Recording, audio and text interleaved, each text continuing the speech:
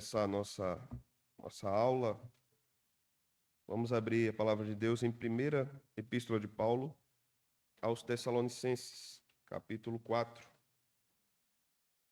Nós já começamos a estudar esta porção na última ocasião, na última quinta-feira, e hoje nós vamos continuar o que começamos, analisando agora a ressurreição. Nós tratamos sobre a vinda de Cristo, a segunda vinda, e vimos que algumas palavras são usadas no Novo Testamento, como epifania, por exemplo, parousia ou parúsia, como alguns chamam, ou em português, manifestação, vinda. E o primeiro evento que se dará na segunda vinda de Cristo, que vimos que será visível, os irmãos lembram que a segunda vinda não é secreta, ela é visível. Manifestação, então ela é visível a todos. Apocalipse 1 nos mostra isso, né? Todo olho verá. Então, como consequência disso, o primeiro evento nessa manifestação de Cristo é a ressurreição dos mortos. Então, nós vamos lidar com isso. Vamos abrir em 1 Tessalonicenses 4, do versículo 13 ao versículo 18. 1 Tessalonicenses 4, do 13 ao 18, essa será nossa porção inicial. Eu vou fazer algumas explicações sobre esta porção agora no início e vou deixá-la de lado um pouco e depois nós vamos retornar a ela logo mais. Verso 13. Não queremos, porém, irmãos, que sejais ignorantes com respeito aos que dormem, para não vos entristecerdes como os demais que não têm esperança. Pois se cremos que Jesus morreu e ressuscitou, assim também Deus, mediante Jesus, trará em sua companhia os que dormem. Ora, ainda vos declaramos por palavra do Senhor isto: nós, os vivos, os que ficarmos até a vinda do Senhor, de modo algum precederemos os que dormem.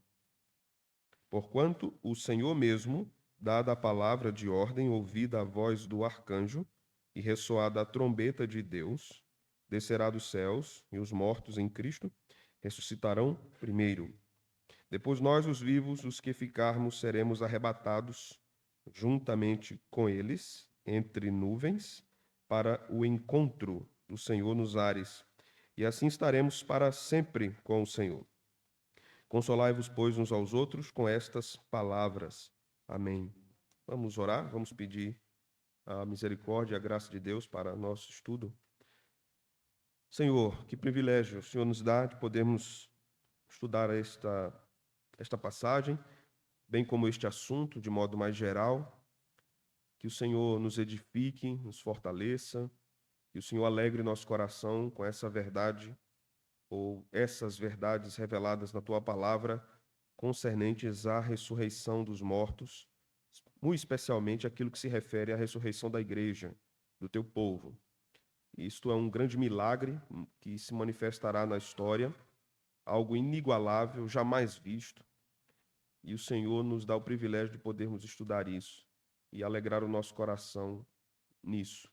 Que nossas almas, Senhor, sejam refrigeradas com esta verdade, que elas sejam acalentadas, consoladas com essa verdade.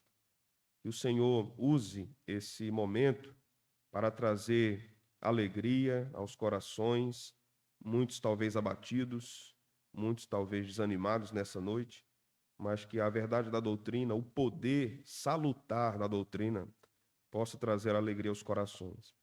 É o que nós te pedimos no nome de Jesus. Amém.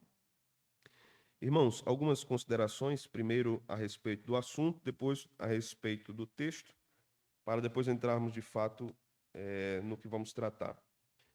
Quando nós tratamos de escatologia, devemos lembrar aqui o conceito desta palavra. Nós temos duas palavras aí, escatom e logos, ou logia. A escatom, final ou últimas coisas. Logos, discurso. Então, a escatologia é o estudo ou discurso sobre as últimas coisas. E o que são as últimas coisas? Elas não são apenas a respeito do juízo final e da ressurreição ou do estado eterno. Nós já temos estudado isso. Quando falamos sobre últimas coisas, já estamos pensando a partir da encarnação de Cristo. Deus nos falou nos últimos dias por meio do seu Filho. O autor aos Hebreus nos fala isso. Então, quando começamos a estudar esse assunto, nós vamos lidar com muita discordância nesse campo da doutrina. É por isso muitas igrejas, muitos pregadores, muitos pastores evitam tratar dessa doutrina sistematicamente. Então, muitos optam por tratar dessa doutrina à medida que vão expondo as escrituras. Então, o assunto chega e você faz a exposição de uma pequena parte do assunto que é muito maior. Então, desta forma, se evita os conflitos teológicos que envolvem esses assuntos. Então, como nós já vimos, existem posições distintas. Por exemplo, uma vai dizer que a igreja não passará pela grande tribulação, e para esses irmãos que acreditam assim, é um grande absurdo dizer que a igreja vai passar pela grande tribulação. Mas nós estudamos em Mateus 24, e ficou muito claro para nós isso, não só em Mateus 24, mas se você ler Apocalipse com atenção, você vai perceber que a igreja, sim, passará pela grande tribulação. Sim, a igreja estará na terra quando o anticristo se manifestar. Então, há uma discordância, né, aí de partes entre as igrejas. Nós vamos ter também uma discordância com respeito à segunda vinda. Então, uma ala dos evangélicos vai dizer que a segunda vinda tem duas etapas. Na primeira etapa, Jesus volta para a igreja. Na segunda etapa da segunda vinda, ele volta com a igreja. Então haverá o milênio. E esse período será literal, 1000 anos literais. Nós vimos que a Bíblia mostra de outra forma, nós cremos de outra forma. Claro que os outros irmãos também vão dizer que a Bíblia fala da forma deles, né? Mas nós verificamos que a vinda de Jesus, a segunda vinda de Cristo, é uma só. E ela não está dividida em duas fases. Jesus voltará e todo olho verá. Então, nesse momento, a igreja será transformada e, nesse momento, os ímpios serão julgados. A igreja receberá os seus galardões, os ímpios receberão sua punição. Então, também há discórdia a respeito disso, né? Dessa dinâmica. Com respeito à ressurreição, da mesma forma.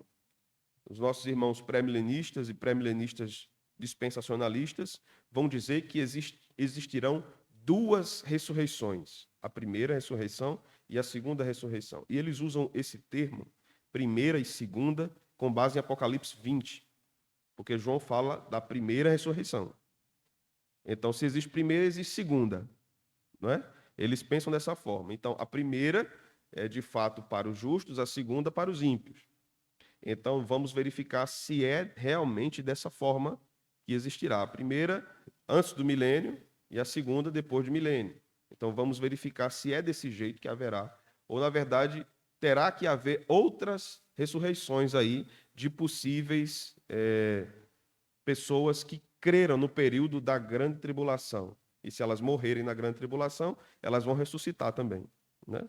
Mas elas estarão inclusas, talvez, no que se chama de segunda ressurreição para esses irmãos pré-milenistas e pré-milenistas dispensacionalistas. Existe uma diferença, e nós vamos estudar isso quando estudarmos sobre o milênio, as correntes de pensamento sobre o milênio.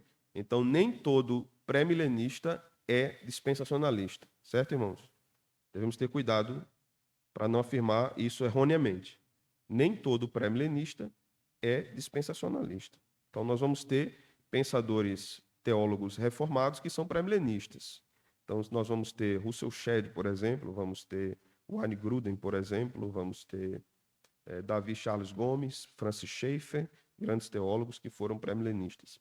Mas, majoritariamente, historicamente, os reformados sempre pensaram em termos de amilenismo e pós-milenismo. De séculos para cá, o pós-milenismo foi caindo em desuso na abordagem teológica. Então, majoritariamente, as igrejas reformadas, grande parte delas, tomam uma posição amilenista. E nós vamos estudar isso com mais propriedade na próxima semana. Então, quando nós falamos sobre essas divergências, irmãos, nós precisamos colocar algo importante. Essas divergências a respeito do período da tribulação, se a igreja passa ou não passa, das etapas da volta de Jesus, se há duas ou se é uma só, se haverá duas ressurreições ou uma só, nenhuma dessas discórdias, dessas discordâncias, altera o cerne da fé de uma igreja evangélica. Os irmãos compreendem? Então, uma igreja não deixa de ser evangélica e fiel porque ela é pré-milenista, ou ela é amilenista ou pós-milenista. Por quê? Porque há assuntos na Escritura que podemos dizer assim, a possibilidade de discordarmos. Essas discordâncias não ferem a base da nossa fé. Discordância é uma coisa, heresia é outra. Quando a gente está falando de heresia, então não há comunhão com a heresia. Então, nós temos, por exemplo, a diferença com o batismo. Majoritariamente, os reformados batizam por aspersão, mas batistas, inclusive reformados, batizam por imersão. Então, essa é uma discordância possível. Batistas não deixam de ser protestantes fiéis porque batizam por imersão, nem congregacionais, presbiterianos e anglicanos deixam de ser protestantes fiéis porque batizam por aspersão. Então, nós temos que entender que pode haver aí uma santa discordância. Amém, meus irmãos? Uma santa discordância. Então, isso vai se dar em vários outros assuntos em relação à igreja. Então, eu tive um professor, por exemplo, de culto reformado, que ele dizia assim, sempre ele dizia assim, o culto tem que começar com a confissão de pecados. Porque ninguém começa a adorar a Deus sem confessar os pecados. Ele sempre dizia isso. Quando a gente ia para a igreja dele, né, o culto realmente começava com confissão de pecados. Ele era presbiteriano, ele está vivo ainda. E todo mundo tinha que orar de joelhos. Para ele, tinha que ser de joelhos e confessando os pecados. Mas quando a gente ia na igreja de outro professor, a confissão de pecados ficava no meio do culto. Então, tem fidelidade aí de algum dos dois? Não. A ordem, né? Onde está a confissão de pecados, não altera a fidelidade da igreja. Esse professor meu de culto dizia o seguinte: esse uso de oração invocatória é errado, porque ninguém invoca a Deus, Deus já está. Então ele era muito incisivo nisso, né? Mas Pierre Viret, que foi um pastor auxiliar de Calvino, pastoreou também na Suíça, explica o termo no seu catecismo. Ele diz assim: oração invocatória não tem a ver com chamar a Deus. Tem a ver com proclamar a presença de Deus. Então, veja que há uma discordância aí entre reformados, né, sobre o uso de determinada palavra. Então, um campo reformado vai dizer: não existe graça comum. Isso não existe. Tudo é providência. Mas quando você vai estudar o que um lado diz que é graça comum e o que o outro diz que é providência, os dois estão falando da mesma coisa, só estão usando termos diferentes. Então, um grupo reformado vai dizer que sim, Deus deu ao homem livre arbítrio. Usa esse termo. Outro grupo vai dizer não, Deus deu ao homem livre agência. Mas quando você vai estudar o significado dos dois termos, são a mesma coisa. Porque livre arbítrio libertário é uma coisa, é o que creem os arminianos. O que creem os arminianos, livre arbítrio libertário. Mas os reformados afirmaram livre-arbítrio. Confissão de Fé de Westminster, isso é lei, está lá. Está lá. Então, qual é o ponto? A Confissão de Westminster era arminiana? Não. Você precisa entender o que é que eles estão dizendo com aquela palavra. Qual é o entendimento daquele termo? Então, é possível essas discordâncias e nós vivermos fraternalmente com os nossos irmãos. Primeira coisa que nós devemos considerar no estudo de escatologia é isso. Eu me lembro que, no começo do meu pastorado, um presbítero dizia assim a mim: olha, evite, pastor, está falando esse negócio de escatologia na igreja. Isso é uma confusão muito grande. Porque um veio de uma igreja, outro veio de outra, um é pré-milenista, outro é dispensacionalista, e vai embaralhar a cabeça do povo, aí depois você vai-se embora, vem outro pastor, aí vai de novo, confundir de novo o povo. Não fale não, não fale não. E ele fez seminário, né? Ele disse, olha, no seminário era loucura. Era uma loucura. Cada corrente tinha suas ideias, né? E não chegava em lugar algum. Então, por que uma doutrina é difícil? A gente deve evitá-la? Não. Paulo diz que ensinou todo o conselho de Deus. Então, não é porque uma doutrina é difícil que tem que evitá-la. Tem que lidar com ela e com as suas dificuldades. E com humildade. Porque pode chegar um ponto, em algum ponto no estudo, que a gente não consiga compreender. E precisamos parar aqui, porque daqui para frente a gente não sabe, não compreende, pode ser que saiba depois, né? Ou tenhamos mais luz depois no entendimento disso. Dito isso, meus irmãos, no texto que nós lemos, que é uma passagem clássica a respeito deste assunto, Paulo está respondendo questões a respeito da ressurreição. Haviam grupos religiosos de influência grega no meio do povo de Deus. Talvez houvesse alguma disputa aqui na igreja tessalônica com os saduceus, que não criam na ressurreição. Era um grupo judaico que foi muito influenciado pela ideia grega. Então, os gregos não criam na ressurreição. Eles criam na transmigração da alma. Eles criam que era possível reencarnar. Eles criam na preexistência da alma, que a alma existia no mundo espiritual antes dela encarnar. Mas eles não criam na ressurreição. Pitágoras acreditava na reencarnação, que é conhecido como transmigração da alma. Então, os gregos tinham muita dificuldade de crer nessa história de ressurreição, e nós vamos ver aqui no decorrer do estudo que quando Paulo pregava sobre isso, zombaram dele, porque ele estava falando de ressurreição. Porque no imaginário filosófico grego não existe ressurreição. Mas a ressurreição é uma doutrina estritamente judaico-cristã. Ela é uma marca tanto do judaísmo como do cristianismo, e nós vamos observar isso. Então, Paulo começa a dar respostas à igreja de Tessalônica. Ele fala a respeito da vinda de Cristo, no versículo 16, porquanto o Senhor mesmo, dada a sua palavra de ordem, ouvida a voz do arcanjo, que possivelmente será o arcanjo Miguel, e ressoada a trombeta de Deus, descerá dos céus e os mortos ressuscitarão primeiro. Então, os vivos não antecederão a transformação. Os mortos serão ressuscitados. Receberão vida primeiro. Os mortos ressuscitados, os vivos transformados. Então, Paulo nos ensina aqui que a base para a crença na ressurreição da igreja é a morte e a ressurreição de Jesus. Todas as vezes que ele fala de ressurreição, ele se refere a Jesus primeiro e depois à igreja. Nesta passagem, não contém a ressurreição dos ímpios.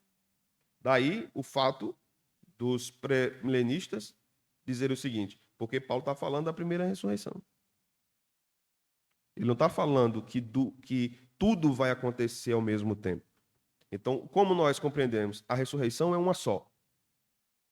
Não haverá uma ressurreição em tempos diferentes de ímpios e crentes. Ímpios e crentes serão ressuscitados na volta de Cristo. Neste evento da volta de Cristo. E a ressurreição será um grande milagre. Então, o que aconteceu com aqueles que foram incinerados? Eles ressuscitarão. O que aconteceu com aqueles que foram decapitados? Eles ressuscitarão. Com seus corpos em perfeito estado, inteiros. O que aconteceu com aqueles mártires que tiveram chumbo derretido derramado nos seus olhos? Eles ressuscitarão com seus olhos, enxergando. O que acontecerá com aqueles que tiveram seus dedos decapitados, cortados, nas grandes torturas no decorrer da história? Eles ressuscitarão com seu corpo em estado íntegro, absolutamente. O que acontecerão com aqueles que morreram com enfermidades mentais? Ressuscitarão íntegros, inclusive mentalmente. Agora, há uma diferença da ressurreição dos crentes para a ressurreição dos ímpios. A Bíblia fala muito pouco da ressurreição dos ímpios, mas fala. Então, nós vamos até onde ela vai. Por que ela não enfatiza tanto isso? Porque a Bíblia enfatiza mais a ressurreição da igreja. Porque ali se manifesta a consumação da obra salvadora de Cristo, né? Então, no versículo 17, nós lemos aqui a palavra arrebatados, né, e já explicamos na semana passada que arrebatado aqui não tem a ver com arrebatamento secreto. A palavra arrebatado significa capturar. Então, Deus tomar para si o seu povo. Os mortos ressuscitam, Deus toma os vivos e transforma seus corpos. Onde quer que eles estejam, eles serão tomados, né? E seus corpos serão completamente transformados. Dito isso, nós precisamos conceituar o que é ressurreição. Irmãos, a ressurreição é uma reunião, é o ajuntamento da parte imaterial do corpo com a parte material, ou da alma com o corpo. Quando nós morremos, vimos isso nos primeiros estudos, a alma se separa do corpo, isso é morte. Quando a alma se separa do corpo. E o que é ressurreição? Quando essa alma volta e junta-se com o corpo. Então ali há vida novamente. Esta é a conceituação básica de ressurreição.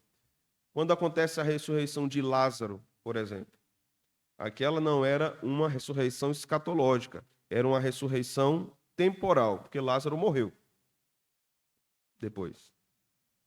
Mas ali acontece exatamente isso. A alma vem e junta-se ao corpo, então o corpo revive. Então Jesus tinha poder de ressuscitar mortos, mas eles morreriam.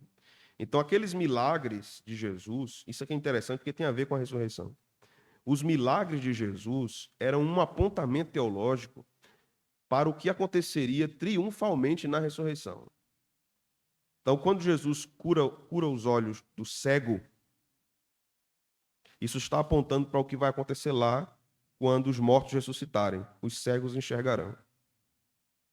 Quando Jesus cura a hemorragia de uma mulher que tinha um fluxo de sangue, isso aponta para a cura de todas as enfermidades no futuro. Quando Jesus ressuscita uma criança, não é? Ou unta os olhos de um cego e faz ele enxergar, isso aponta para a restauração completa dos corpos na eternidade.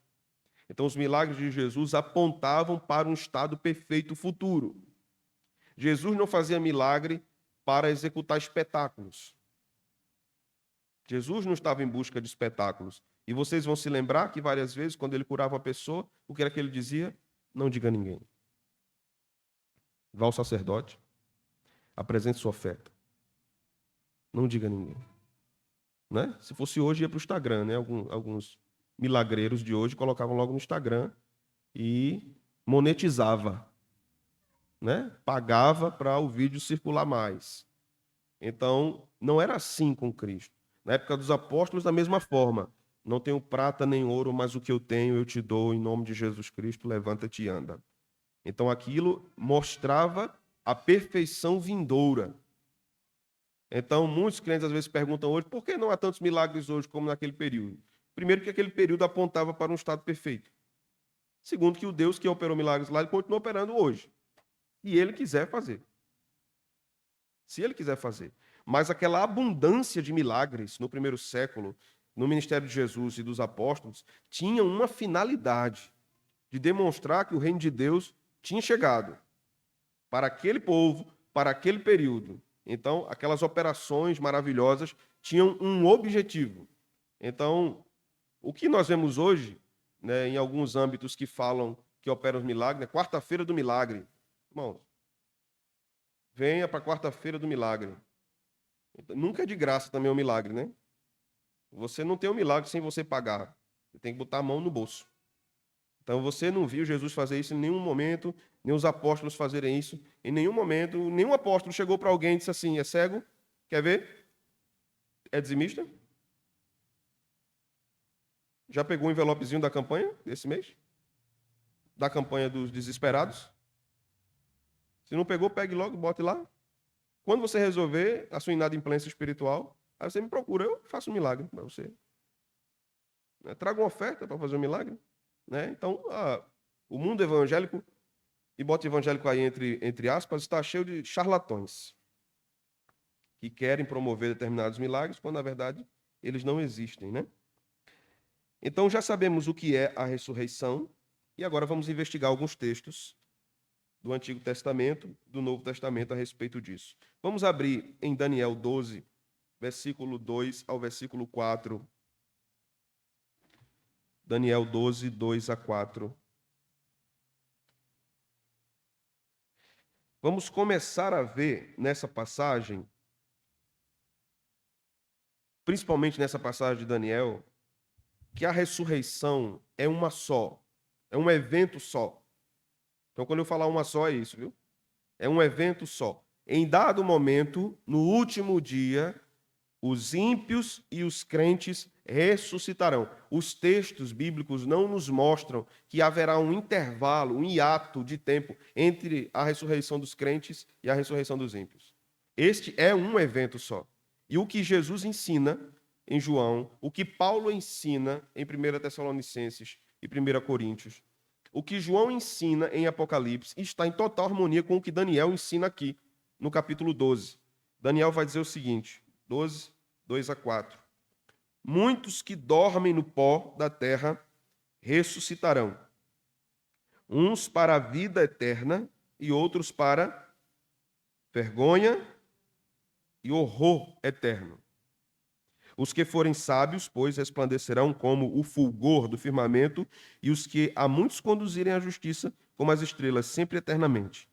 Tu, porém, Daniel, encerra as palavras e sela o livro até o tempo do fim. Muitos o esquadrinharão, e o saber se multiplicará. Então, observe que no verso 2, Daniel não separa. Daniel não diz assim, os crentes vão ressuscitar e vai ter um período de tribulação, e aí vai ter um bocado de coisa acontecendo para depois os ímpios ressuscitarem. Veja que Daniel aponta um só evento. Um só evento. Uns para a vida eterna e outros para vergonha e horror eterno. Então, é um momento só. Vamos caminhar para Jó. Vamos para Jó. Capítulo 19, versículo 25. 25 e 26. Jó 19, 25 e 26. Esse texto, irmãos, esses textos, né, do Antigo Testamento, vão nos mostrar que a crença na ressurreição não surge no período de Cristo para frente. Cristo continua afirmando verdades que estavam contidas na antiga aliança, no primeiro pacto, no Antigo Testamento. Então, os patriarcas aqui representados por Jó, asseveram a ressurreição. Jó vive no período de Abraão. Então, quando nós lemos as Escrituras, a gente tem a impressão que Jó está lá perto de Davi, né? Porque Jó, Salmos. Então, Jó viveu perto de Davi. Mas quando você lê Jó, em algum momento você leu alguma referência à lei de Moisés? Não tem. Nenhuma referência à lei de Moisés. Você viu alguma referência a Abraão, Isaac e Jacó? Não tem. Mas você vê alguma referência a sacrifícios? Sim. O primeiro capítulo já mostra. Jó oferecendo sacrifícios, né? Então, isso já existia no período patriarcal, no culto a Deus. Os sacrifícios já eram presentes. Então, Jó representa os patriarcas. E o que os patriarcas criam a respeito da ressurreição. E antes de eu ler aqui, deixa eu mencionar só um outro texto. Aquela passagem que Abraão leva seu filho para ser sacrificado. E como era o nome do filho de Abraão? Isaac. E a Escritura diz que ele diz ao servo para que ele fique, eles vão subir, vão adorar e depois eles vão retornar. Os irmãos lembram disso. Lá em Hebreus, nós temos uma passagem que vai nos dizer que Abraão cria que se o menino morresse, Deus o ressuscitaria. Então havia uma crença na ressurreição, mesmo que seja temporal, no sentido de Hebreus, no Antigo Testamento e em Abraão. Mas Jó nos ensina o seguinte, capítulo 19, versículo 25 e 26. Porque eu sei que o meu Redentor vive. O que é que diz agora? Fim. 26. Depois, revestido em minha carne, verei a Deus. Essa é uma referência à ressurreição. Jó cria na ressurreição. Vamos para Ezequiel 37. Esta é uma conhecida passagem do Vale de Ossos Secos.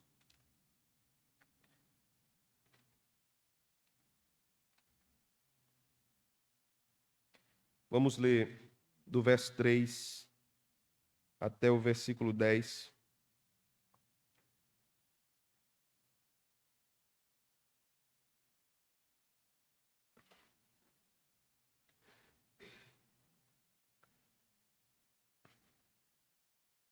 Então me perguntou, filho do homem. Filho do homem aqui, quem é? Não. Ezequiel.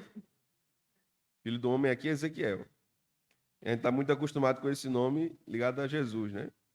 Então me perguntou, filho do homem, acaso poderão reviver estes ossos?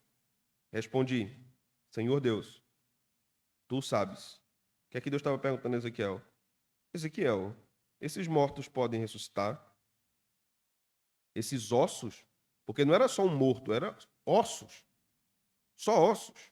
E era um vale cheio de ossos. Esses ossos podem ressuscitar? Eles podem voltar a ter carne, viver? O que foi que Ezequiel respondeu? Senhor, tu sabes. Porque ele sabia que Deus podia fazer isso. Era possível a Deus fazer isso. Verso 4. Disse-me ele, profetiza a esses ossos e diz-lhes, ossos secos, ouvi a palavra do Senhor. Assim diz o Senhor Deus a estes ossos, eis que farei entrar o Espírito em vós e vivereis. Essa é a melhor definição de ressurreição, irmãos. Essa é a melhor definição de ressurreição. Deus fazendo o Espírito entrar nos ossos, nos corpos e revivê-los. Então, Ezequiel continua nos dizendo aqui, verso 5, né? 6? 6. Porei tendões sobre vós, farei crescer carne sobre vós estenderei pele, porei em vós o Espírito, e vivereis, e sabereis que eu sou o Senhor. Veja que esse milagre da ressurreição aponta diretamente para Deus. É uma prova da soberania de Deus. Porque veja os detalhes do verso 6. Porei tendões sobre vós, farei crescer carne sobre vós, estenderei pele. Imagine a cena. Imagine a cena. Você vendo os tendões se formando ali, a carne crescendo ali, a pele cobrindo a carne. E Deus dando o espírito e o exército levantando. É exatamente isso que acontecerá, irmãos, na volta do Senhor. É desse jeito, literalmente, que acontecerá na volta do Senhor. Versículo de número 7. Não é isso? 7. Então profetizei, segundo me for ordenado. Enquanto eu profetizava, houve um ruído, um barulho de ossos que batiam contra ossos e se ajuntavam cada osso ao seu osso. Olhei e eis que havia tendões sobre eles, e cresceram as carnes, e se estendeu a pele sobre eles, mas não havia neles espírito. Então ele me disse, profetiza ao espírito, profetiza ao filho do homem, e diz-lhe, assim diz o Senhor Deus, vem dos quatro ventos, ó Espírito, e assopra sobre esses mortos, para que vivam. Profetizei como ele me ordenara, e o Espírito entrou neles, e viveram, e se puseram em pé, um exército sobremodo numeroso. Esse vale de ossos secos representa Israel, na visão de Ezequiel. Representa a falência do povo. E essa profecia representa a vivificação, a visitação de Deus ao seu povo. Mas a ressurreição acontece literalmente desse jeito. Deus ordena. E Paulo vai dizer assim, lá em 1 Tessalonicenses, dada a palavra de ordem. Se lembra dessa parte? Dada a palavra de ordem, ressoada a trombeta de Deus, os mortos ressuscitarão e os vivos serão arrebatados, serão transformados. Paulo está trabalhando exatamente com essa dinâmica do que acontece aqui no livro de Ezequiel, no capítulo 37. Né? E o interessante da visão aqui é que Ezequiel vê, né? Deus manda ele profetizar, mas ele vê os ossos se batendo. Irmãos, é possível imaginarmos como será a ressurreição na volta de Jesus olhando para esse texto. Não é possível vermos lá, porque o texto de Paulo em 1 Coríntios 15 vai nos dizer que é num piscar de olhos. Então isso será absurdamente rápido. Não vai dar tempo da gente ficar olhando. Imagina a gente olhando assim, hein? Júnior morto lá, assim, só o osso e olhando assim, os ossos se batendo de... Ou se não, Felipe, vou pegar Junião, Felipe. Felipe é a cobaia. Felipe é a cobaia toda quinta-feira.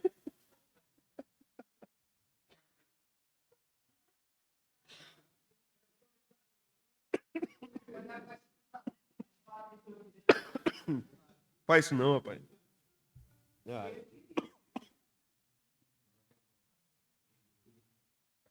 Ai. Vamos lá. Mas o povo perturba com o Felipe, meu Deus.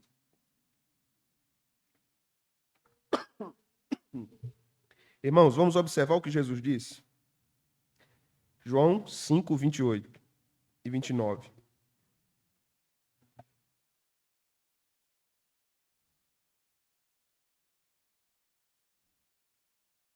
Ficou um gole d'água preso aqui em algum lugar. Meu Deus. João 5, 28 e 29. E Jesus vai tratar desse tema. E o que Jesus fala aqui, de modo impressionante, está muito parecido com o que Daniel vai dizer lá no capítulo 12, né? Daniel vai dizer uns para vergonha e desprezo eterno. E Jesus vai dizer aqui no versículo de número 28, João 5, 28 e 29. Não vos maravilheis disto, porque vem a hora em que todos os que se acham nos túmulos ouvirão a sua voz e sairão. Isso aqui, ouvirão a sua voz, é o que Paulo disse, dada a palavra de ordem. Dada a palavra de ordem. Veja que está tudo em harmonia, né? Gerhard van Groningen, que é um teólogo de teologia bíblica do Antigo Testamento, ele vai dizer o seguinte: há um fio de ouro que perpassa o Gênesis ao Apocalipse. A Escritura está toda costurada por ele. E esse fio de ouro é a teologia da aliança, do pacto. Então, há uma unidade impressionante nas Escrituras. Então, o texto vai dizer exatamente, Paulo vai falar exatamente o que Jesus diz aqui, né? E o que Ezequiel nos ilustra lá no capítulo 37. Então, o versículo 29 diz: os que tiverem feito o bem para ressurreição da vida, e os que tiverem praticado para a ressurreição do juízo. Observa que é a mesma coisa que Daniel vai dizer lá, né? Mas veja o versículo 25 desse mesmo capítulo. Em verdade vos digo, que vem a hora e já chegou, em que os mortos ouvirão a voz do Filho de Deus. E os que a ouvirem, viverão. Percebe que, juntando o versículo 5, 28 e 29, nós não temos uma separação de tempo. Todos ressuscitarão, todos ouvirão a sua voz, todo olho verá, todo joelho se dobrará diante dele, e toda língua confessará que Jesus Cristo é o Senhor, para a glória de Deus Pai. Absolutamente toda a língua, irmãos. Toda a língua. Não é só a igreja que vai dizer que Jesus é Senhor. Toda a língua, inclusive os condenados, terão que dizer: Ele é o Senhor, eterno e poderoso, glorioso, vitorioso na batalha. Paulo diz em Filipenses isso, né? Todo joelho se dobrará diante dele. Então, se tem joelho, tem corpo, né? Se tem joelho, tem corpo, tem fisicalidade. Então, Jesus não separa aqui os dois momentos. Sim?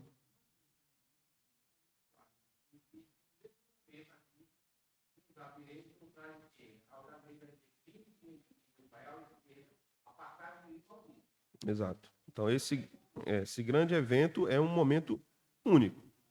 Vamos investigar Paulo. 1 Tessalonicenses a gente já leu, mas vamos observar o que ele vai nos dizer em uma passagem aqui em 1 Coríntios 15. Vamos ler alguns versículos em 1 Coríntios 15. E depois vamos ler Atos. 1 Coríntios 15, 16 a 19.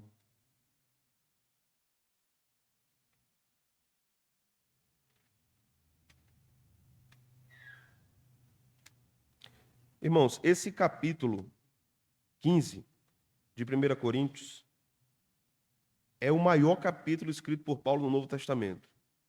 Ele é imenso, né? A gente vai ter 58 versículos e Paulo fala da ressurreição do começo ao fim. Ele começa falando do evangelho. Se a gente perceber aqui no verso 1, irmãos, venho lembrar-vos o evangelho que vos anunciei, o qual recebestes, no qual ainda perseverais. Então ele vai dizer no verso 3, antes de tudo vos entreguei o que também recebi, que Cristo morreu pelos nossos pecados, segundo as Escrituras, que foi sepultado e ressuscitou ao terceiro dia, segundo as Escrituras, apareceu a Cefas e depois aos 12. Quem era Cefas? Pedro. E depois aos 12, né? Depois ele vai dizer que aparece também a ele. Mas perceba que antes dele começar a falar da ressurreição dos mortos, ele fala do Cristo que ressuscitou. Porque este momento importantíssimo na história da humanidade, que é a ressurreição, só ocorrerá por causa da ressurreição de Cristo. Então, no verso 16, nós lemos o seguinte. Antes de eu ler, deixa eu dar um contexto aqui para os irmãos. Havia uma contestação aqui também a respeito da ressurreição. Corinto era uma cidade grega, filósofos gregos não criam na ressurreição, e isso estava sendo levantado na cidade de Corinto. Corinto era uma cidade filosófica, extremamente questionadora. A presença dos sofistas era muito, muito forte na cidade de Corinto. Então, haviam muitos filósofos ali, era comum. O culto a deusas pagãs também existiam ali. Muita idolatria. As cidades gregas eram muito ligadas à idolatria. Diferente hoje do que a filosofia, que é cética e ateísta, no início, nos primórdios, a filosofia sempre esteve ligada à religiosidade. A religiosidade grega. Isso vai começar a ser rompido mais à frente, principalmente mais à frente com Descartes, mais à frente já com a filosofia moderna e piora na filosofia contemporânea. Né? Mas a filosofia sempre esteve ligada com a religião de alguma forma. Então, quando a gente fala hoje de filosofia como sinônimo de ateísmo, isso se dá como um fenômeno basicamente moderno, a partir da Renascença, basicamente. Mas antes disso, mesmo existindo ateístas em tempos antigos, os gregos sempre tiveram uma ligação religiosa, de alguma forma. Daí a importância da mitologia grega na filosofia grega. Né? Então aqui nós vamos ler sobre as respostas de Paulo a essas contestações. Verso 16. Porque se os mortos não ressuscitam, também Cristo não ressuscitou. Veja o que Paulo está dizendo. Paulo está dizendo à igreja de Corinto, se negarmos a ressurreição, irmãos, se negarmos a nossa ressurreição, negamos a Cristo. Se negarmos a nossa ressurreição, negamos o Evangelho. Então, o que Paulo está dizendo em palavras claras para nós? A ressurreição está na espinha dorsal do cristianismo. Se você extrai isso da doutrina cristã, você quebra o cristianismo no meio. Você destrói. Tem que ter ressurreição para haver cristianismo. Não apenas a ressurreição de Cristo, a nossa ressurreição também. Porque esta é a consumação da obra redentora. Deus está chegando ao final de todo o trabalho de redenção na ressurreição dos mortos. Então, no verso 17, Paulo continua, e se Cristo não ressuscitou, nossa fé é vã e ainda permaneceis nos vossos pecados. Verso 18, e ainda mais, os que dormiram em Cristo pereceram. Se a nossa esperança, 19, em Cristo se limita apenas a esta vida, somos os mais infelizes de todos os homens. Então, quando se alegava que não havia ressurreição, isso não era apenas uma crença possível no meio grego. Esta era uma afirmação materialista. Era uma redução da existência humana apenas ao aqui e agora. Morreu, acabou. Então, o que é que Paulo diz para aqueles materialistas que pensam assim, morreu, acabou? Paulo diz, são os mais infelizes. É o que está no versículo. São os mais infelizes. Porque não existe um propósito último na vida desses homens. Eles vivem para o aqui e para o agora. Então, nesse pensamento vai entrar o hedonismo, que era a vida ligada ao prazer, né? Na filosofia de Epicuro, por exemplo, que já era um problema nesse período. Paulo lutou contra as ideias dos epicureus e dos estoicos. Havia uma batalha, de fato, intelectual, teológica, contra esse tipo de pensamento. Irmãos, a gente olha para o tempo de Paulo, né? E a gente acha tão bonitas histórias, mas haviam muitas batalhas doutrinárias envolvendo a instrução e a saúde das igrejas.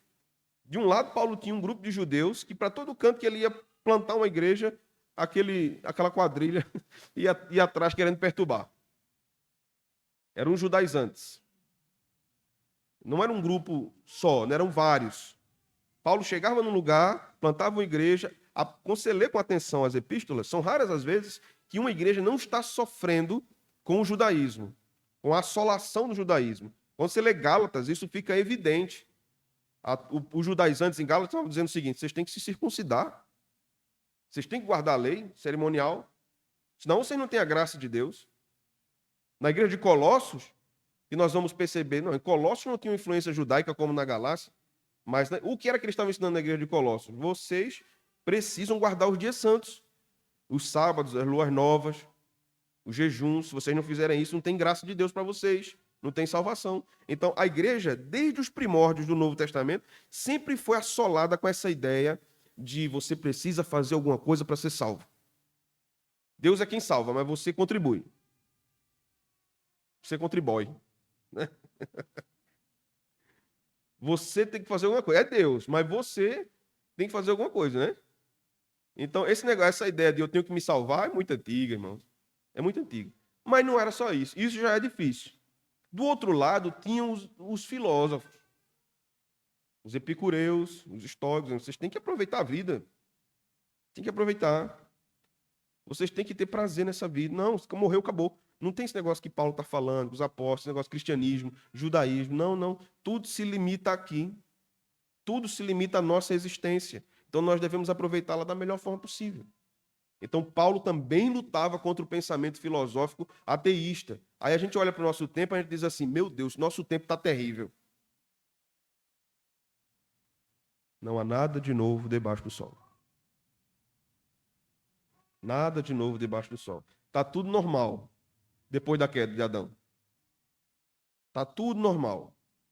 Há períodos de maior intensidade e de menor intensidade dessa oposição. Há períodos que a igreja consegue influenciar mais a cultura, há períodos que a igreja consegue influenciar menos, e há períodos que a igreja não consegue influenciar nada, a depender do momento histórico, né? Então, Paulo fala isso aqui, mas ele fala mais. Veja o versículo 35. Aqui ele vai defender sobre a corporeidade dos que serão ressuscitados. 35. Mas alguém dirá: como ressuscitam os mortos? Em que corpo vem? Veja que ele está criando aqui um interlocutor imaginário e agora ele dará a resposta. Insensato, o que semeias não nasce se primeiro não morrer. E quando semeias, não semeias o corpo que há de ser, mas o simples grão, como de trigo ou de qualquer outra semente. Mas Deus lhe dá corpo, como lhe aprouve dar, e a cada uma das sementes o seu corpo apropriado. Nem toda a carne é a mesma, porém, uma é a carne dos homens, outra a carne dos animais, e das aves, e outra dos peixes. Também há corpos celestiais e corpos terrestres. E, sem dúvida, uma é a glória dos celestiais, outra dos terrestres. Uma é a glória do sol, outra é a glória da lua, e outra é a glória das estrelas, porque até entre estrela e estrela há diferença de esplendor. Pois assim também é a ressurreição dos mortos. Semeia-se corpo na corrupção, ressuscita na incorrupção. Semeia-se em desonra, ressuscita em glória. Percebe que esse versículo 42 ele está falando da igreja. Ele está falando da igreja, a ressurreição da igreja.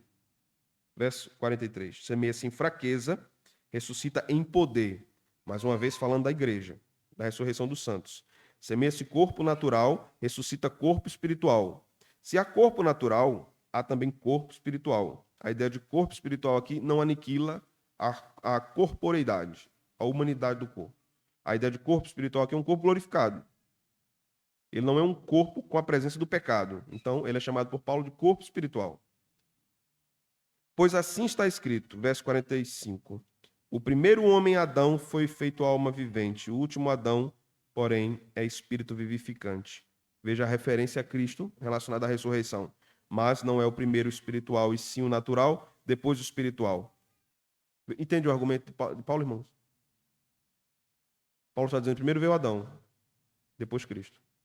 Primeiro o natural, depois o espiritual. Cristo representa o espiritual. Verso 47. O primeiro homem formado na terra é terreno. E o segundo? No céu. Uma vez eu perguntei na aula de escatologia no seminário a um seminarista. Paulo diz que o primeiro homem formado da terra é terreno. E o segundo homem é formado do céu. Então ele é o quê? Aí o seminarista respondeu, é sereno. Tinha que ser seminarista, né? 48. Como foi o primeiro homem, o terreno, tais são também os demais homens terrenos. E como é o homem celestial, tais também são os celestiais. O nosso corpo da igreja será semelhante ao de Cristo.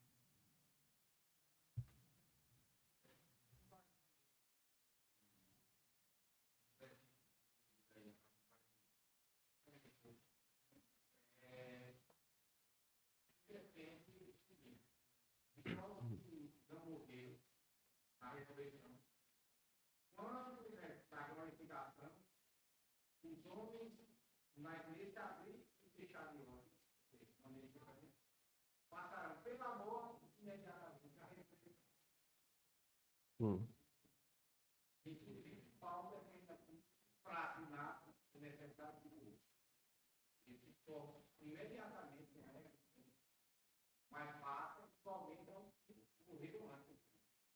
No sentido dos crentes, em Tessalonicenses, ele vai dizer que eles serão transformados.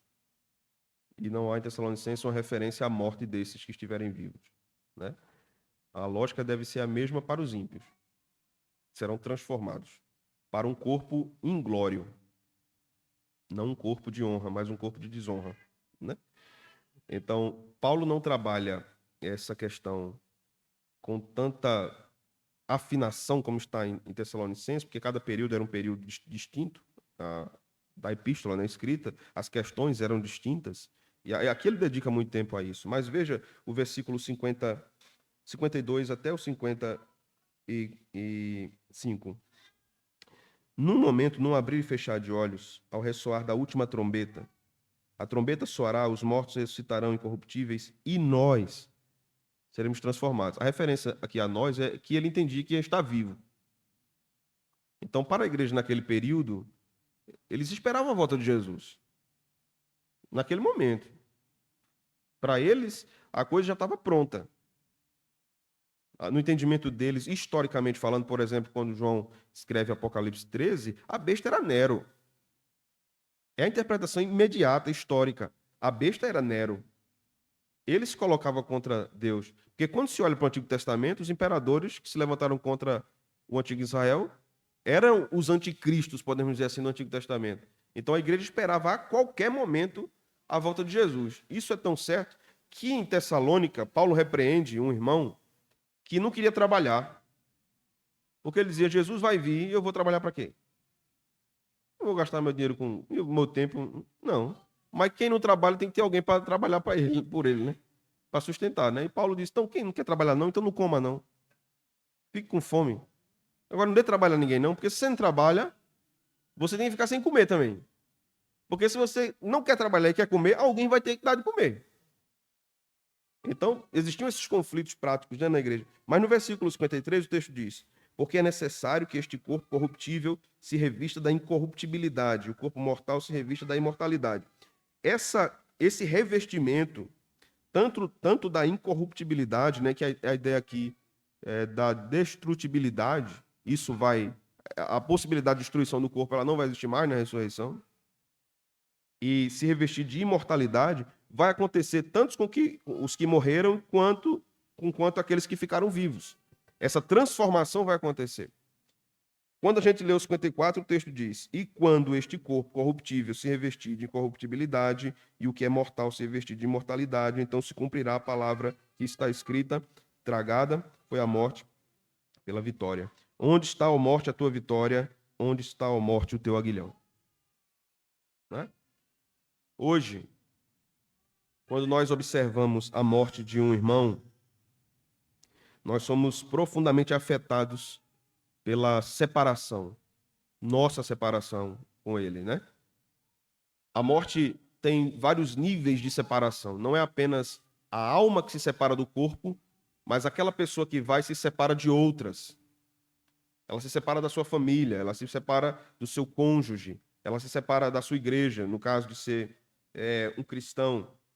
Mas quando Paulo escreve isso, irmãos, ele nos traz tanta consolação, porque nós podemos olhar para esse texto e saber que um dia isso se cumprirá. Onde está, ó morte, a tua vitória? Onde está, ó morte, o teu aguilhão? A morte foi vencida por Cristo. Por isso que Paulo vai dizer que em Cristo nós somos mais do que vencedores, né? Há uma passagem em Atos que eu queria ler com vocês, Atos 17, 31.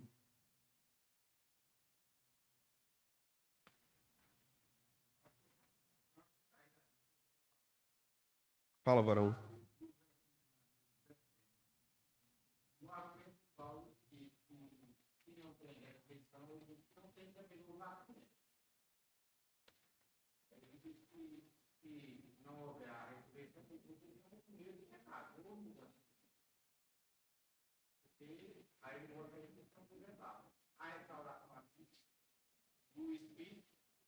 Sim, exato. Pronto, aí você chegou num ponto importante para a gente entender o que é que João quer dizer com primeira ressurreição. Porque João trabalha em cima dessa teologia, quando ele fala de primeira ressurreição. João vai falar de primeira ressurreição e segunda morte. Você não vai ver João falando de segunda ressurreição e primeira morte. Então é importante entender ali o estilo literário e como João está trabalhando aquilo. João tem um pensamento muito lógico, estritamente lógico, em Apocalipse 20, mas ele trabalha exatamente nessa linha de entendimento. Então, para haver ressurreição física para a vida, é necessário que tenha havido ressurreição espiritual, com base na ressurreição de Cristo. Então, essa é a linha de raciocínio dos autores do Novo Testamento, claro, guiados pelo Espírito Santo, né? Porque você vê que há uma harmonia tão perfeita que é impossível que isso tenha sido construído por homens. É impossível. Era o Espírito Santo inspirando os autores e guiando-os nessa construção do texto sagrado inspirado por Deus, né? Vamos ler Atos? Atos 17, 31 e 32. Aqui temos uma coisa interessante também. Paulo estava em Atenas. O texto vai dizer o seguinte: porquanto estabeleceu um dia em que há de julgar o mundo com justiça. Veja, Paulo está falando do juízo final, não é? Julgará o mundo com justiça. Por meio de um varão. Quem é esse varão? Cristo. Que destinou e acreditou diante de todos, ressuscitando-o dentre os mortos, para não deixar dúvida que é Cristo o varão que vai julgar todos os homens. Então, Paulo está falando da ressurreição de Cristo, o Cristo ressuscitado, e está falando do juízo que Cristo proferirá como Rei dos Reis e Senhor dos Senhores. Então, devemos ter em mente isso. Cristo julgando, o Cristo ressuscitado, glorificado, julgando. Verso 32. Quando ouviram falar da ressurreição de mortos, uns escarneceram e outros disseram: a respeito disso, te ouviremos noutra ocasião. Essa era a posição dos gregos, né? Porque eles não acreditavam na ressurreição. E essa era a posição de Paulo e da igreja, que acreditavam na vinda de Cristo e na ressurreição dos mortos, né? Alguma dúvida até aqui, irmãos? Quanto vocês pensam? Vamos ainda para Atos 24, 15. A gente está bem pertinho aí.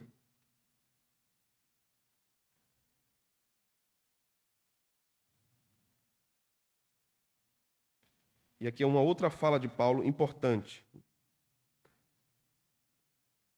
24, 15. Tendo esperança em Deus, como também estes a têm, de que haverá, o que, irmãos? Ressurreição, tanto de justos como de injustos. Paulo separa em dois momentos? Não. Haverá ressurreição. De justos e de injustos. Não há nada separando essas duas ressurreições, né? E agora vamos para a parte mais complexa, Apocalipse 20.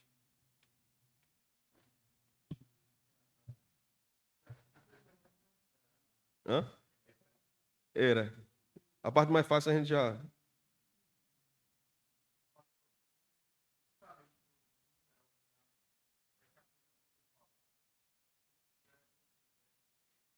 Sabemos pouco, mas a Bíblia diz que os livros serão abertos, né? Apocalipse diz isso. Há muita discussão sobre o que são os livros abertos. Mas algumas coisas a gente precisa considerar sobre como será o juízo. Primeiro,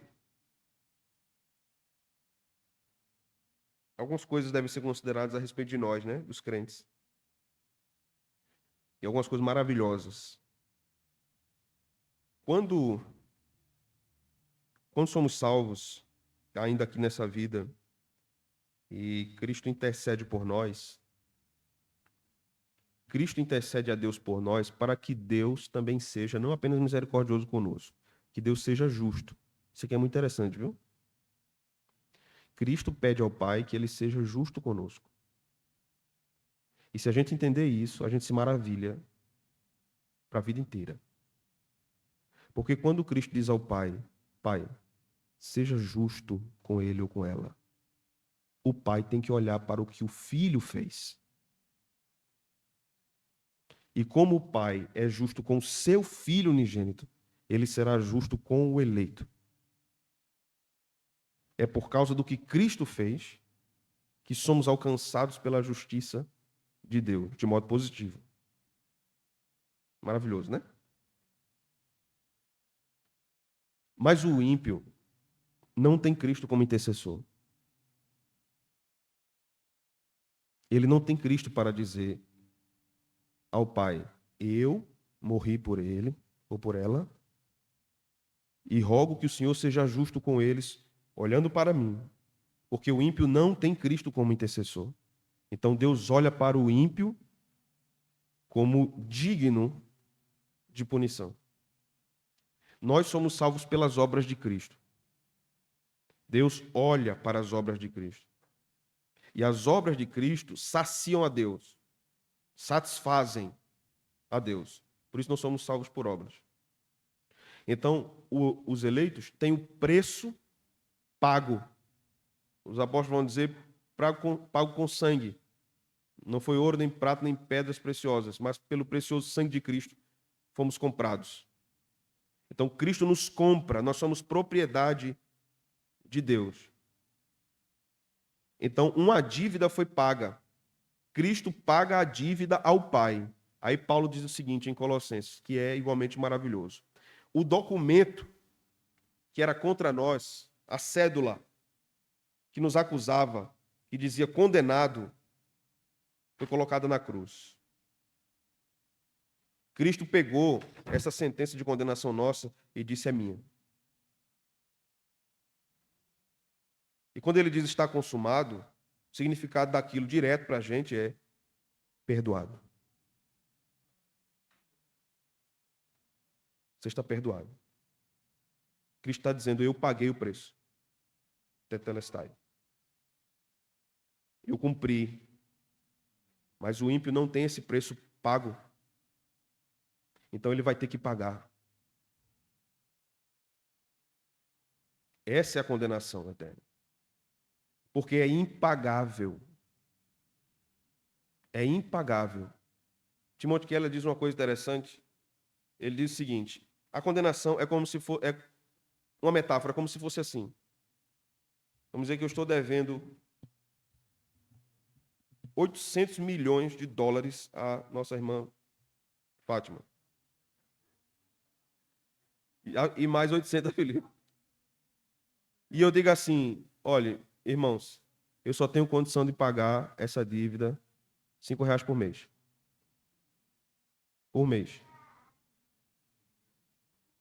Quando é que eu vou terminar de pagar isso? É um período enorme, eu vou morrer e não vou pagar essa dívida.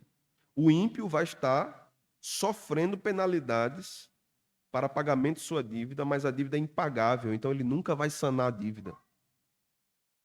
O eleito, antes de justificado, também tinha dívida, mas Cristo disse: eu pago. Eu paguei. Está justificado. A doutrina da justificação, irmãos, é maravilhosa. Que a gente pensa pouco nela, reflete pouco, medita pouco. Ela é maravilhosa. Porque ela mostra o Deus gracioso que é o nosso Deus. E às vezes a gente pensa que é fácil para Deus perdoar. Né? Tem gente que pensa assim, né? Não, no final Deus vai me perdoar. Pensando que é algo natural para Deus perdoar. Deus é um Deus santo e o pecado é uma grande ofensa contra ele. Uma grande ofensa. Então, um grande teólogo disse uma vez uma coisa maravilhosa. Eu estava ouvindo ele hoje. Ele disse o seguinte: o pecado é o homem tomar o lugar de Deus. E a salvação é Deus tomar o lugar do homem. Isso é incrível, né? O pecado é o homem tomar o lugar de Deus. E a salvação é Deus tomar o lugar do homem. É Jesus dizendo: Pai, olhe para mim. Deposite toda a sua ira, que era para Tião, para Mari, para Jadiel, para Lucas. A ira que era para eles. Para Felipe também, coitado Felipe. Para Felipe tem uma coisa boa também hoje. A ira que era sobre eles é sobre mim. E agora eles que eram inimigos, agora são filhos. São filhos. Né? Nós vamos para Apocalipse. Apocalipse 20.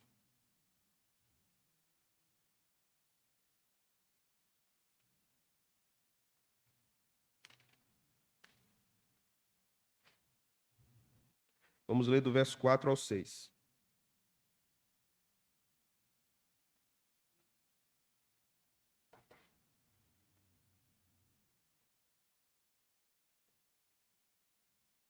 Nós vamos estudar esse texto mais profundamente quinta-feira, que vem, mas aqui nós vamos tratar a respeito da ressurreição e solucionar esse problema.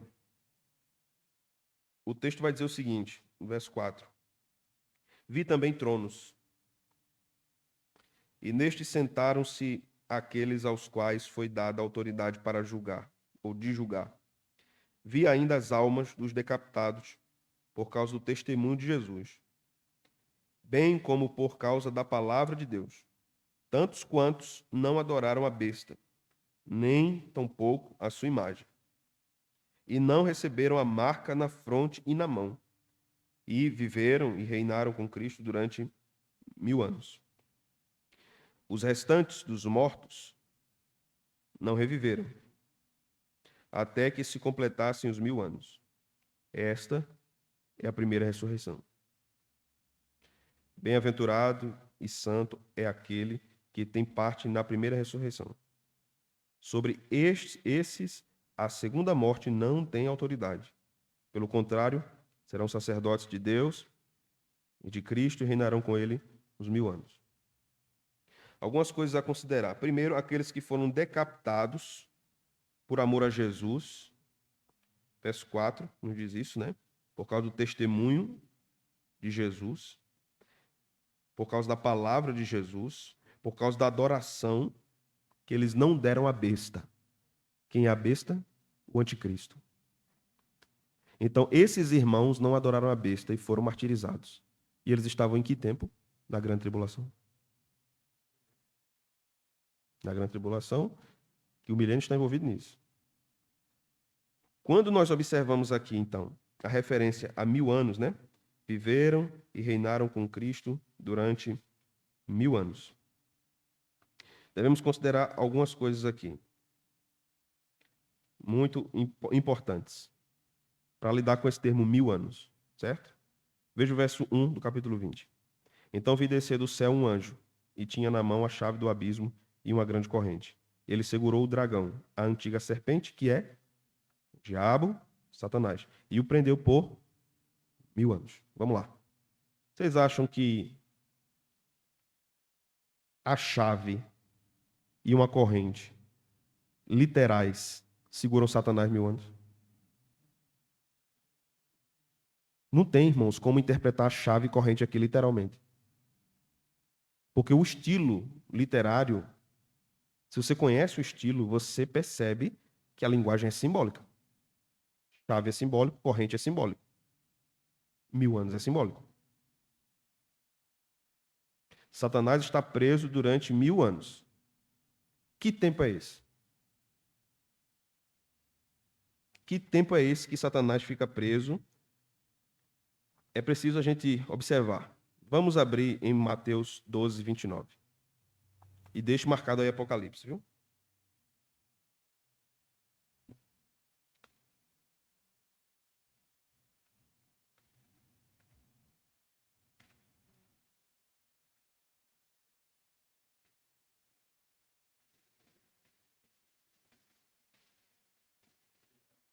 Nós vamos fazer o seguinte, nós vamos ler a partir do versículo 25. Vamos ler do 25 até o 29. Mateus 12, 25 ao 29. Para a gente pegar o contexto aqui bem bonitinho. Jesus, porém, vocês acharam, irmãos? Sim? 12, 25. Jesus, porém, conhecendo-lhes os pensamentos, disse: Todo reino dividido contra si mesmo ficará deserto, e toda cidade ou casa dividida contra si mesma não subsistirá. Se Satanás espelha a Satanás, dividido está contra si mesmo. Como, pois, subsistirá o seu reino? E se eu expulso demônios por Beelzebu, por quem os expulsam os vossos filhos? Por isso, eles mesmos serão vossos juízes. Se, porém, eu expulso demônios pelo Espírito de Deus, certamente é chegado o reino de Deus sobre vós. Qual era a acusação a Jesus aqui? Ele expulsa os demônios em nome de Satanás. É o poder de Satanás que está sobre ele para expulsar os demônios. E aí Jesus fala tudo isso. Aí ele chega no 29. Ou como pode alguém entrar na casa do valente e roubar-lhe os bens sem primeiro amarrá-lo? E então lhe saqueará a casa. Quem é o valente? Quem é o valente? Jesus está falando de quem? Do diabo. Então quem é o valente? Hã? O valente é amarrado, viu? Observe o texto. Ou como pode alguém entrar na casa do valente e roubar-lhe os bens sem primeiro amarrá-lo? O valente é o diabo. Jesus não está falando da luta dele contra o diabo e que ele expulsa os demônios em nome de Deus, não em nome do diabo. Então o diabo é forte, por isso que é a ideia de valente aqui. Por isso Satanás é chamado de valente. Mas tem, como Rilvânia disse, tem um valente maior que o valente. Não tem, sempre tem um brabo mais brabo que o brabo? Né? Pronto, Jesus é o brabo mais brabo que o brabo. Né? Então Jesus diz o que aqui? Que ele faz o que com o valente para saquear a sua casa? Amarra. E saquear a casa do valente aqui significa o quê? Tirar pessoas do poder do diabo. E para que Jesus tire pessoas do poder do diabo, o diabo precisa estar amarrado. Esse é o sentido do diabo amarrado nos 1000 anos. Satanás está amarrado. Hoje está amarrado. A ideia de amarrado aqui, na ideia de João, na ideia de Jesus aqui em Mateus, a ideia de amarrado aqui não é completamente imóvel. A ideia é limitado, afastado. Então, ele estava solto no sentido de que a obra de Cristo não tinha sido iniciada e consumada, como Jesus vai dizer, tetelestai na cruz. Mas agora ele está preso. E o evangelho está avançando, porque o valente está amarrado. E Jesus está saqueando a casa do valente. É maravilhoso, irmão. Louvado seja Deus por isso. Então, nós fomos saqueados da casa do valente. Nós saímos do poder de Satanás para o reino do Filho do seu amor. Paulo fala isso. Ele nos tirou do império das trevas e nos transportou para o reino do Filho do seu amor, porque o valente está amarrado. Mas antes de eu abrir aqui para vocês perguntarem, veja aqui o versículo de número 5 e 6 agora, né? Os restantes dos mortos não reviveram até que completassem os 1000 anos. Esta é a primeira ressurreição. João não fala aqui de segunda ressurreição. Mas os irmãos pré-milenistas vão dizer a primeira ressurreição é dos crentes, a segunda ressurreição é dos ímpios. Então vão ter duas, ou mais, dizem eles, né? Vamos ler com atenção. Verso 6. Bem-aventurado e santo é aquele que tem parte na primeira ressurreição. Sobre estes, a segunda morte. Veja a relação da primeira ressurreição com a segunda morte. Os que foram ressuscitados na primeira ressurreição, eles não têm parte na segunda morte. Vamos lá. Paralelos. Se tem primeira ressurreição, tem segunda. Se tem segunda morte, tem primeira. Certo? Ok? Concordam? Então, se a segunda morte aqui é o lago de fogo, qual é a primeira? Morte física. Observe a ordem do argumento de João. Se a segunda morte é a morte eterna, a primeira é a física. Então, os que ressuscitaram na primeira ressurreição não sofrerão a segunda morte. Então, se a segunda morte é espiritual, a primeira ressurreição é espiritual. Esse é o paralelo de João. Se a primeira morte é física, a segunda ressurreição é física. Os irmãos estão compreendendo? Então, quando João fala de primeira ressurreição, ele está falando de quê? Da salvação. Não é o que Paulo diz em Colossenses 3? Se vocês foram ressuscitados. Vamos ler? Exato. Vamos ler Colossenses 3?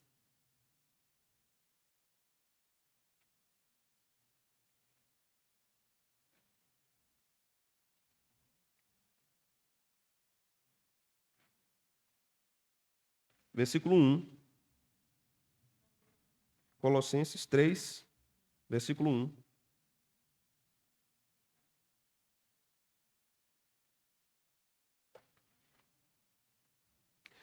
Portanto, acharam, irmãos?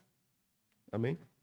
Portanto, se fostes ressuscitados juntamente com Cristo, buscai as coisas lá do alto, onde Cristo está assentado à destra de Deus, ou à direita de Deus.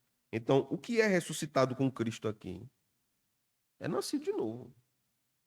A primeira ressurreição é o novo nascimento. Então, aquele que ressuscitou na primeira ressurreição, ressuscitará para a vida na segunda ressurreição. A primeira ressurreição é espiritual, a segunda ressurreição é física. Então, João não está falando aqui da ressurreição dos crentes e dos ímpios separadamente. É preciso entender como ele está escrevendo. Daí o perigo, irmãos, de nós lermos a Escritura com a nossa mentalidade extremamente horizontalizada, ocidentalmente falando. Porque o hebreu, o oriental, melhor dizendo, ele pensa de outra forma. A construção do pensamento é outra, é cíclica. Ele pensa através desses cruzamentos. Nós não estamos acostumados com isso, né? Nós não estamos acostumados com isso. Então, no Nordeste, a gente tem até alguns resquícios desse tipo de pensamento judaico, podemos dizer assim, oriental antigo, né? Eu lembro que uma vez, há alguns anos, fui visitar um irmão no sítio. E eu disse, ô meu irmão, como é que está aquele problema? Você resolveu? Esse pastor piorou, viu? Agora a burra deitou. Eu disse, quem? A burra deitou. Eu, eu disse, quem deitou? Ele disse, a burra. Eu disse, rapaz. E eu fiquei pensando, né? Eu disse, muito bem. Quase que eu disse, que coisa boa. Aí eu parei, pensei, aí eu fiz a ligação, né? Eu digo, não, acho que a burra deitou, que não deu certo, né? O negócio trava. Para tirar uma burra do lugar é difícil, né? Tirar um boi do lugar, o boi deita para você tirar ali, né? Aí continuamos a conversa, né? Aí Miguel tinha acabado de nascer, né? Aí ele disse, o menino, tá bem, pastor? Eu disse, tá bem. Tá mamando direito? Disse, tá dormindo, tá. Agora só tá com um boi na sombra. Eu disse, como é, rapaz? Eu tô aonde? Com um boi na sombra. Eu disse, mas rapaz, que negócio bonito, um boi na sombra. Eu gostei, tô com um boi na sombra, né? Então, imagina você conversando com uma pessoa que é cheia desses, né, desses ditos assim, né? É engraçado e é bonito ao mesmo tempo, porque tem muita sabedoria popular ali envolvida. Então, os hebreus tinham um tipo de linguagem diferente. Então, a gente precisa entender qual era a linguagem deles, o que é que eles queriam dizer, porque eles não pensam como nós pensamos. Devia ser. É. Osés era cuidador, né? Amós, cuidador de animais, boieiro, né? A ideia ali é pastor, né? Ele cuidava de animais. Certo, irmãos? Para finalizarmos aqui, eu vou fazer algumas aplicações, certo? Tem 5 perguntinhas aí?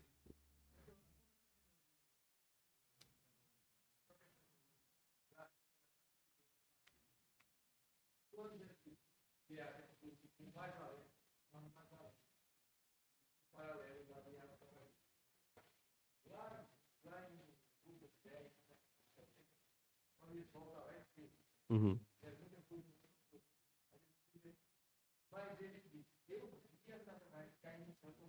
É interessante. Exatamente. É, exatamente. Irmãos, antes de. Tem mais perguntas? Alguma pergunta? Oswaldo?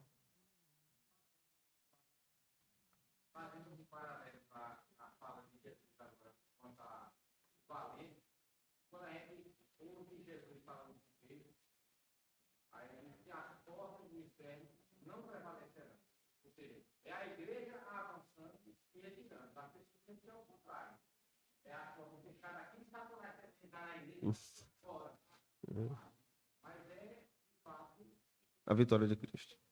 É. Irmãos, algumas questões que eu queria considerar com vocês, antes de a gente concluir, vocês talvez falarem mais algumas coisas, né?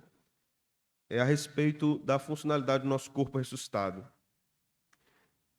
Algumas pessoas perguntam, né? A gente vai comer, vai beber? Com base no que a gente viu Jesus fazer, sim, o nosso corpo poderá comer. Sim, ele poderá beber. E ele terá potencialidades que hoje nós não temos. Então, teremos um corpo glorificado. Uma outra questão que geralmente se levanta, né, e um questionamento tem sido feito nos últimos anos, principalmente, é a respeito do casamento na eternidade. Isso tem sido muito discutido, principalmente no seminário, não nas igrejas, mas nos seminários. O que é que diz essa linha de pensamento? Que na nova terra haverá casamento,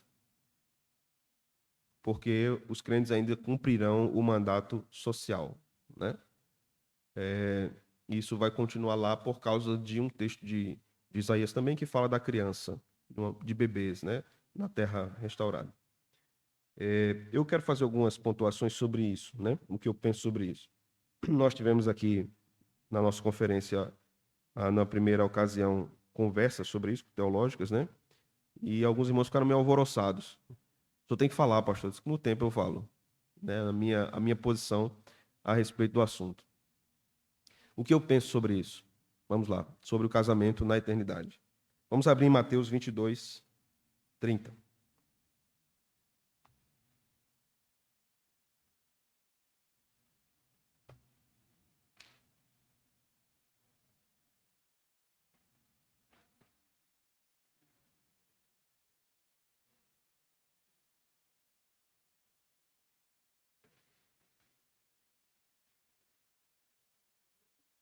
Mateus 22, 30.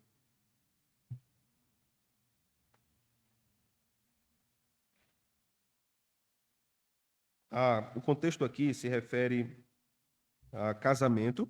A partir do versículo 24, nós lemos assim: Mestre, Moisés disse: se alguém morrer, não tendo filho, seu irmão casará com a viúva e suscitará descendência ao falecido.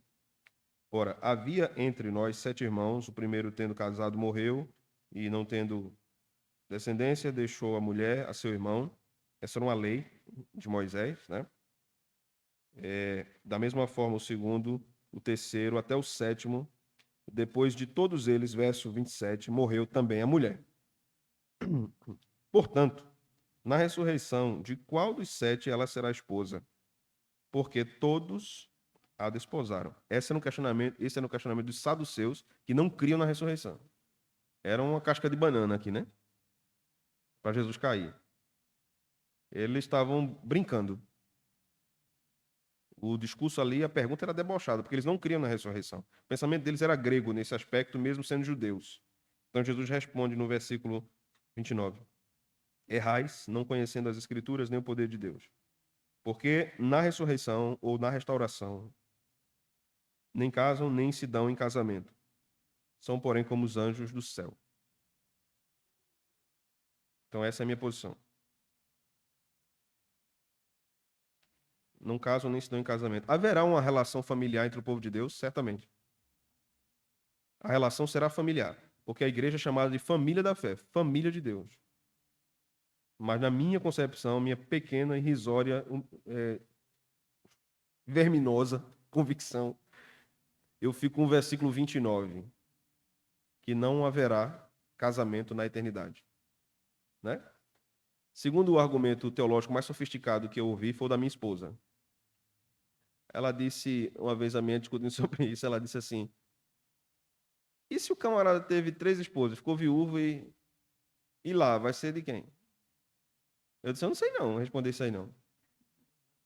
Ela disse assim, meu amigo, eu vivi contigo esses anos todinho, aí eu morro, tu se casa. Aí lá na hora que tu vai estar sem pecado, aí tu vai ter outra esposa? Não, pode não.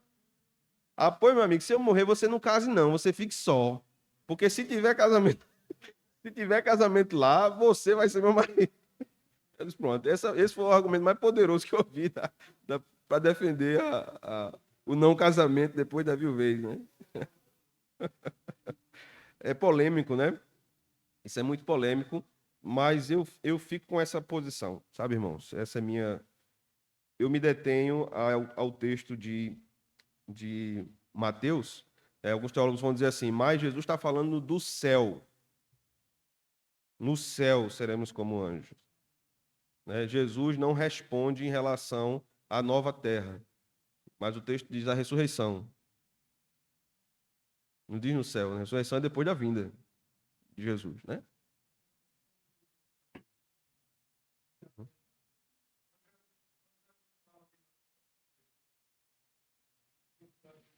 Uhum. Ele, né? Ele estará conosco ministrando o sacramento. Então há uma possibilidade de nós comermos. Jesus comeu peixe, né? Tem que pescar o peixe, não. Nós vamos trabalhar na Terra Prometida, né? Quem pensa que não vai trabalhar, né? Pode tirar o cavalinho da chuva, né? É, é. Isso quer ficar batendo as asinhas assim com a harpa e com coco verde assim, tomando água de coco no coco verde. Não, tem muita coisa para fazer lá. Primeiro Santo, depois Júnior aqui. Diga.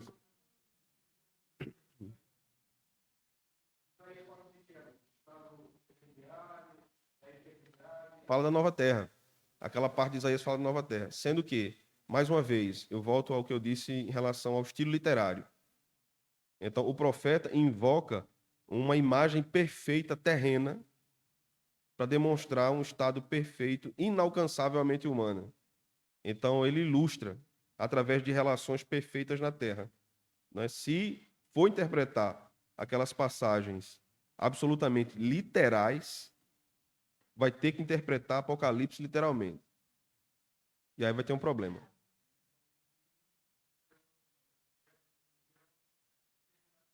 Exato. Exato.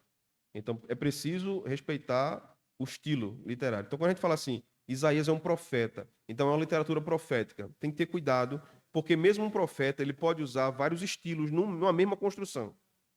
Um profeta pode usar um salmo, a exemplo de Abacuque 3. Um profeta pode usar um estilo diferente, uma epístola. Há presença de epístolas dentro de livros proféticos do Antigo Testamento. Então é preciso compreender o estilo e entender o que é que o autor está falando ali, usando aquelas imagens, né? Por exemplo, quando a gente vai ler Oséias, o casamento de Oséias com uma mulher adúltera. Né? Aquilo figura uma realidade espiritual também, de Deus e da igreja, né? De Deus e do seu povo no estado espiritual deplorável. Então é preciso entender todo esse contexto, né? Mais, Júnior, quer falar? Mais alguém, irmãos? Ok? Mu-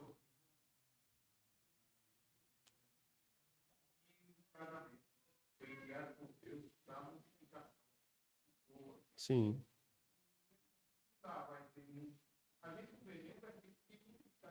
Uhum.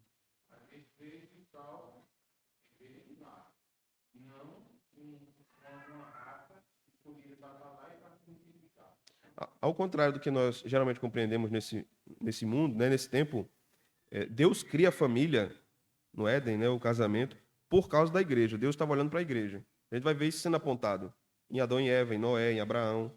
A tua semente, vai estar espalhada por toda a terra. Então, a ideia da criação do casamento, claro, era para o prazer e o deleite dos cônjuges, mas isso tinha uma finalidade redentora. Então, lá, essa finalidade foi cumprida. Então, ali agora é uma nova etapa, né? Da eternidade. Um novo momento. Diga, varão. Certo. Muito boa pergunta. É, muito boa. A Bíblia não fala disso expressamente, né? Não há um versículo na Bíblia que trata disso expressamente, que geralmente se concorda. Eles terão um corpo no estado mais perfeito possível. No estado mais perfeito possível. Então terão um corpo jovem, adulto. Geralmente é o que se compreende. Não podemos avançar muito na discussão desse assunto porque não temos texto bíblico para tratar desse assunto. Então podemos apenas mensurar com base em algumas coisas, né? Então, o crescimento físico vai acontecer na nova terra. Então a criança vai ressuscitar como criança, ela está esperando intermediariamente ela se juntar ao seu corpo de criança, ou ela terá um corpo adulto. A Bíblia não fala sobre isso. Nós não temos material, né? Então a gente discute, pensa, conversa, mas no final a gente diz assim: sei não, sei não. Vamos orar? Vamos ficar de pé? Presbítero Luiz Carlos, ora conosco.